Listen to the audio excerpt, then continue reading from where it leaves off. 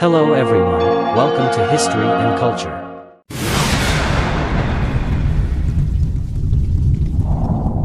The Qianling Mausoleum is the joint burial site of Emperor Gaozong of Tang and Wu Zetian, the only female emperor in Chinese history. It is located in Qian County, Shaanxi Province. A moment in history from a century ago is captured in the photographs of 1922. In 1914, a Frenchman named Paul Pelliot conducted explorations in the Shaanxi region, during which he carried out a detailed survey of the Qianling Mausoleum and took numerous photographs, preserving invaluable historical records. Reflecting on the past, one can see the changes in the landscape surrounding Qianling. This tomb has withstood the test of 1,000 years, remaining remarkably intact. 17 different tomb-robbing groups attempted to plunder its treasures but were invariably thwarted by various mysterious disasters and misfortunes. It seems as if an unseen, mystical force has been safeguarding this mausoleum, ensuring its survival against all odds. In ancient times, a widely known proverb stated, "Scholars come from Jiangnan, generals from Shandong, and emperors from Shaanxi." On the Guanzhong Plain, 72 imperial tombs are scattered along both banks of the Wei River. Together with numerous high-ranking auxiliary tombs, they resemble a series of pyramids of varying sizes, creating a breathtakingly majestic landscape. Thus, the region is often referred to as the Valley of Tombs of the East. The name Qianling derives from Emperor Gaozong's honorific title, Heavenly Emperor, Tian Huang Dadi. As Tian signifies heaven, the mausoleum was called Qianling. Situated on Mount Liang, north of Qian County in Xi'an City, Shaanxi Province, Qianling is one of the 18 Tang imperial mausoleums in the Guanzhong region.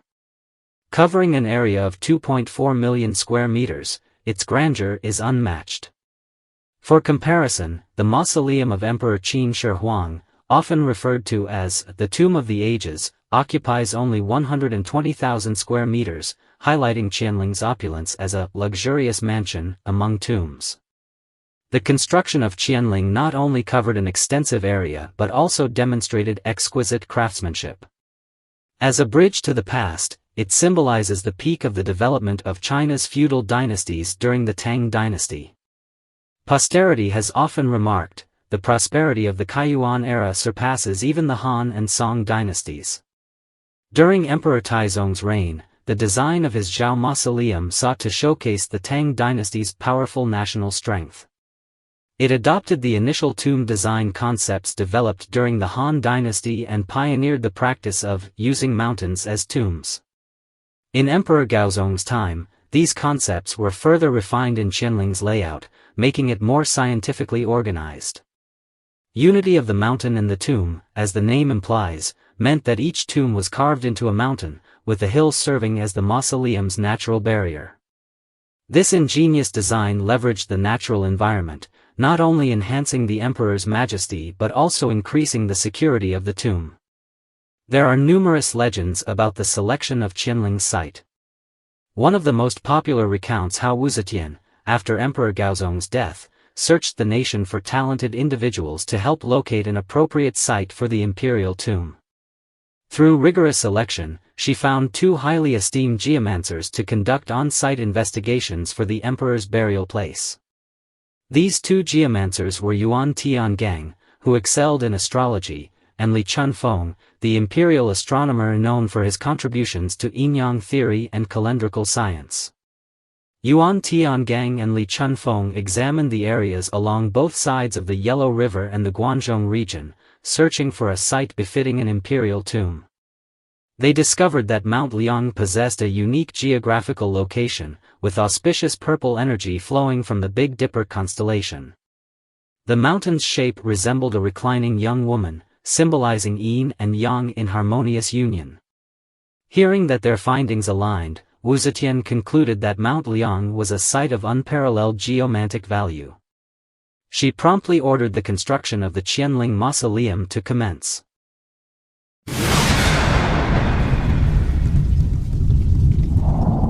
The Qianling mausoleum features 4 main entrances: the Vermilion Bird Gate to the south, the Black Tortoise Gate to the north, the Azure Dragon Gate to the east, and the White Tiger Gate to the west. Mount Liang consists of 3 peaks, with the northern peak being the tallest, where Qianling is situated. To the left and right of the front of the northern peak are 2 smaller peaks known as the Breast Peaks.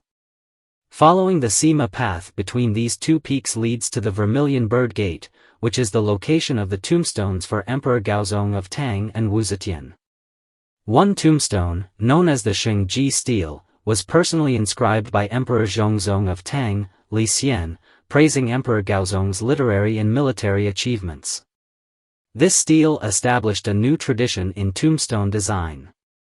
The other tombstone is the first emperor's merit stele in Chinese history, famously known as the wordless stele, which marked a new chapter in tomb art. Although the wordless stele bears no inscriptions, its natural elegance and exquisite carvings undeniably reflect the noble status of its owner. This ancient stele, called the Nine-Dragon stele due to the 9 Qi dragons carved on its surface, is further adorned with 2 large dragons poised to soar on either side. Its front features a vivid depiction of a lion and a horse locked in combat. However, the transportation and erection of this nearly 100-ton stone stele in the remote mountains during the Tang dynasty, a time without modern transportation tools, remain one of the many mysteries of the wordless stele. As for why Wu Zetian chose to erect this wordless stele, it has been the subject of much debate over the centuries. Some believe that Wu Zetian, burdened by the heavy guilt of her decisive and sometimes ruthless actions during her life, felt a sense of unease about glorifying herself and thus refused to have words inscribed. Others argue that she was so confident in her accomplishments that she believed no mere stele could adequately encapsulate her grand achievements. The most widely accepted interpretation, however, is that Wu Zetian was aware that, although she had broken new ground, she had also violated traditional norms. For this reason, she left her legacy to be judged by future generations. In reality, the wordless stele is not entirely blank. It originally had over 3,000 grids prepared for inscriptions, and it is speculated that Wu Zetian might have written the text herself, but for unknown reasons, Emperor Zhongzong of Tang did not have it engraved. Today, various commentators have inscribed their evaluations in different styles, adding unique historical value to the stele.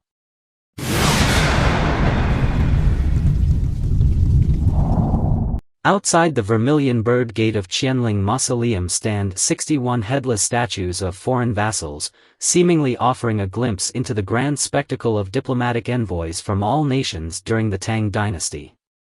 Why these statues were decapitated remains a mystery to this day. In ancient times, the royal family placed great importance on burial traditions, and their tombs were often built with great splendor. In addition to common burial items like gold, silver, and jewelry, some emperors commissioned unique artifacts to accompany them in death. The so-called 61 statues of foreign vassals do not represent Tang dynasty officials but rather envoys from surrounding vassal states. At the time, the Tang dynasty was a global superpower, maintaining close economic and cultural ties with neighboring countries. Foreign envoys frequently visited the Tang court to pay homage to the emperor.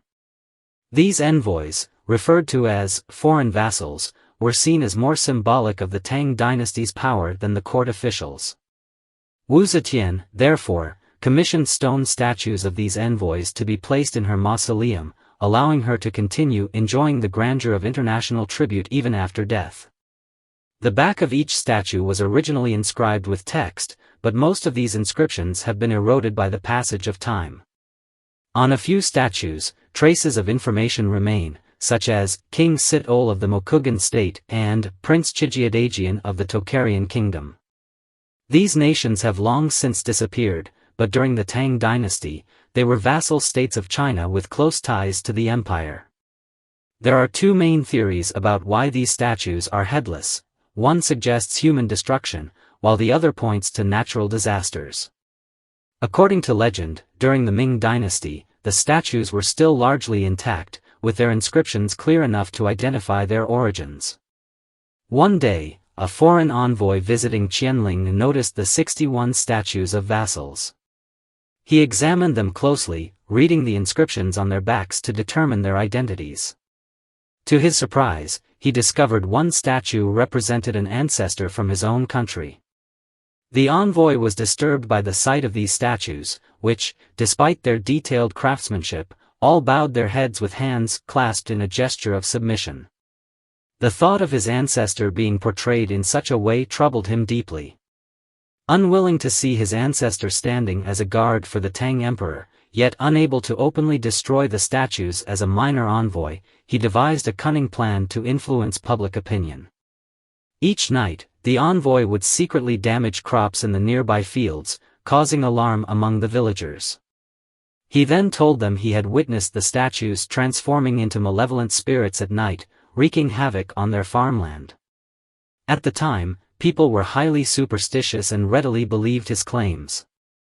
As a result, the villagers took matters into their own hands and smashed the heads off the statues, leaving them in their current state.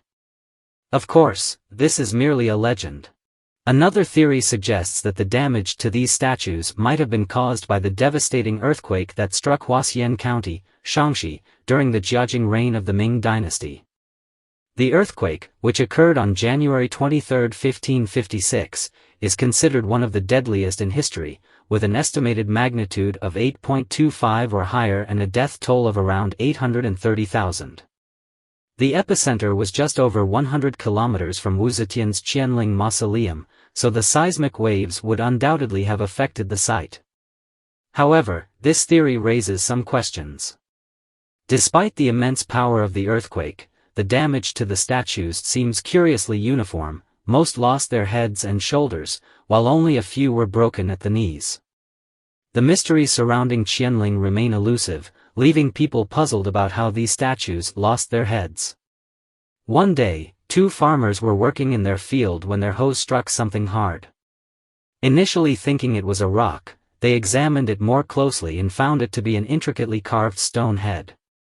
The shape and craftsmanship of the stone head closely resembled the statues at Qianling. After expert analysis, it was confirmed that these stone heads had indeed come from the mausoleum.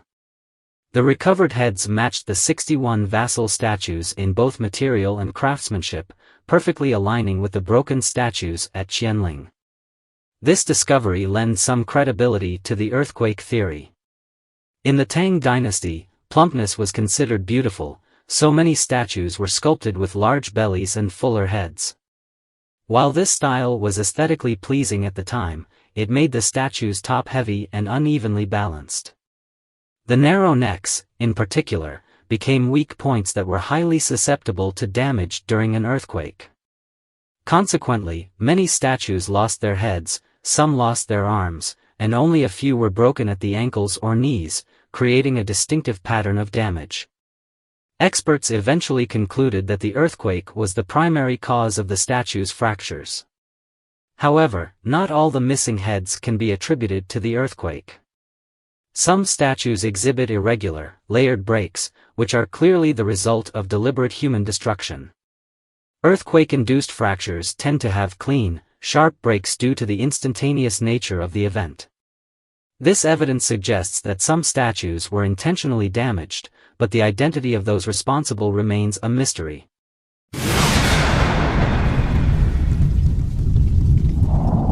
Qianling, one of China's four most mysterious ancient tombs, holds the remains of Zetian, the first female emperor in Chinese history.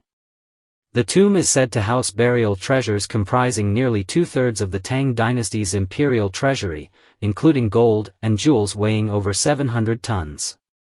Over thousands of years, Qianling has been targeted by tomb raiders multiple times. Historical records alone document at least 17 attempts.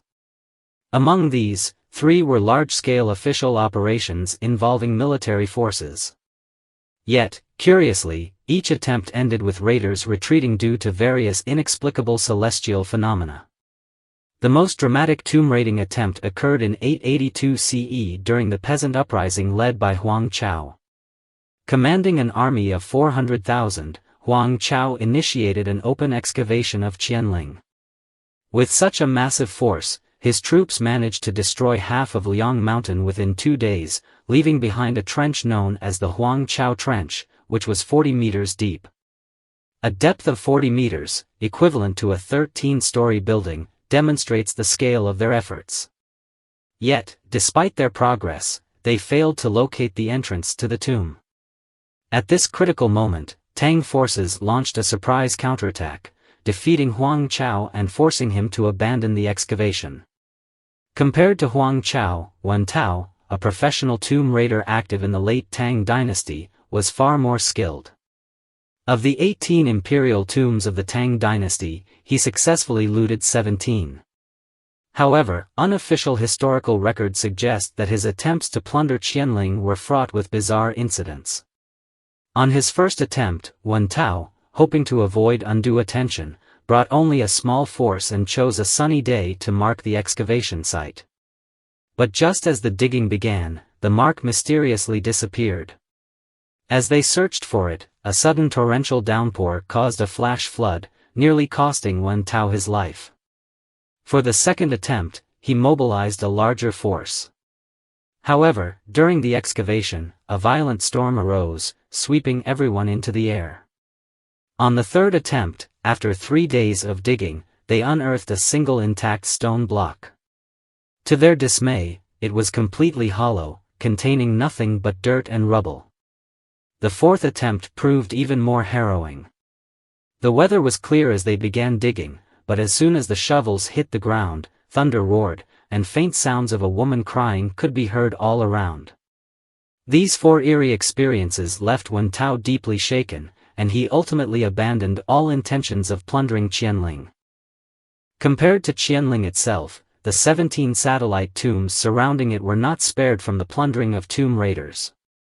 In 1960, experts discovered one of these nearby tombs had been looted, with its valuable artifacts stolen. However, the tomb still housed numerous painted pottery figurines, likely because the raiders considered them of little value. These painted pottery figurines were diverse in type and remarkably lifelike. They depicted scenes of Tang dynasty maids attending to their master, characterized by their distinctive arched eyebrows and voluptuous, elegant figures. Among them was a figurine holding a cup, its intricate detail sparking vivid imagination. Based on their research, experts concluded that this tomb likely belonged to Princess Yongtai. Additionally, workers in the vicinity discovered the tomb of Crown Prince Ida. Unfortunately, Prince Ida's tomb was also targeted by tomb raiders. Nonetheless, the archaeological team uncovered over 1,000 artifacts in the burial chamber, including dragon robes and gilded bronze horse statues. Despite the damage inflicted by looters, the remaining burial items offered experts a profound insight into the grandeur of Tang dynasty culture. If the splendor of just 2 satellite tombs was so astonishing, one can only imagine the true opulence of Qianling itself. According to scans and exploration data, the underground palace of Qianling is estimated to have a capacity of 2,700 to 5,500 cubic meters. Burial items occupy over a quarter of the space, with a total weight exceeding 700 tons.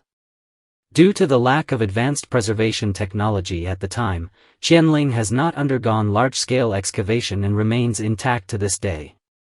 Archaeological studies have provided some speculation about the structure of Qianling's underground palace.